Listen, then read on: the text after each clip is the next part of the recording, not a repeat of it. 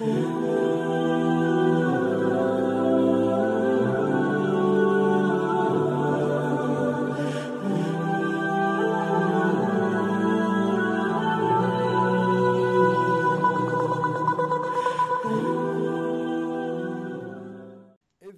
ektirүү İslamda caizби?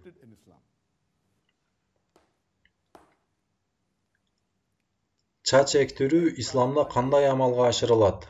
Eger kişinin başının maalım bir bölügünde çaç öspöy жаткан bolso, же анын çaçı төгүлүп кеткен болсо, анда доктор анын başындагы жакшы өскөн çaçынын бөлүгүнөн çaç follikулаларын алат. Бул арт же жамбаш жактары болуусу мүмкүн. Андан соң төгүлгөн бөлүгүнө эгүүнү баштайт. Же çaç follikулалары бар териден çaç алып, аны төгүлгөн бөлүгүнө эгүүсү мүмкүн. İslamda жеткиликтүү эреже боюнча Аллах Тааланын жараткан турпатын өзгөртүү мүмкүн эмес. Мисалы, эгер аял кишинин чачы боло туруп, ага дагы чач улоосу пайгамбарыбыз алейхиссалам айткандай ачык айкын арам. Сиз турпатты өзгөртө албайсыз.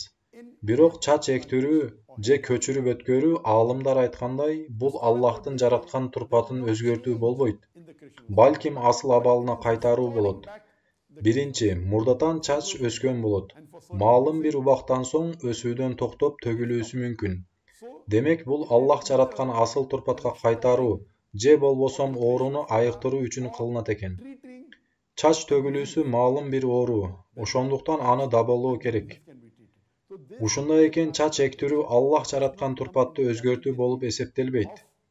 Бирок өзүңүздө болуп турган чачка дагы чач улай турган болсоңуз, анда бул Аллах жараткан турпатты өзгөртүү болуп эсептелет. Жана бул арам. Бирок чач эктирүү аалымдар айтат жайыз. Бул суроо атактуу аалымдардын бирине дагы берилгенде, Аллах ал шейхти рахматына алсын. Шейх буга жайыз деп жооп берген эле. Себеби бул Аллах жараткан турпатты өзгөртүү болбойт, балким бул Аллах жараткан асыл турпатка кайтаруу болот. Же ооруну айыктыруу максатында кылынат экен.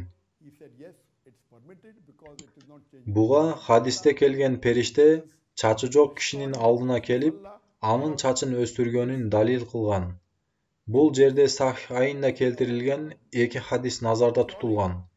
Бири Сахихул Бухари 4-жүз 3464 сандуу хадис, жана Сахихул Муслим китеби 7-жүз 7431 сандуу хадис. Бул узун хадис болуп, темага тиешелүү бөлүгүндө пайгамбар алейхиссалам айткан: периште чачы жок кишинин алдына келип, эмне каалайсың деп сурайт. Буга жооп айтып, чачым өсүүсүн дейт. Периште анын башына колун коёт, жана ошол замат анын чачы өсүүнү баштайт. Демек чач эктирүүнүн жайыз экенине бул далил болот экен. Эгер киши чач эктирүүнү кааласа, мунун көп ыкмалары бар. Бул ыкмалардын баары жайыз. Үмүт кыламын, сурооңузга жооп бере алдым.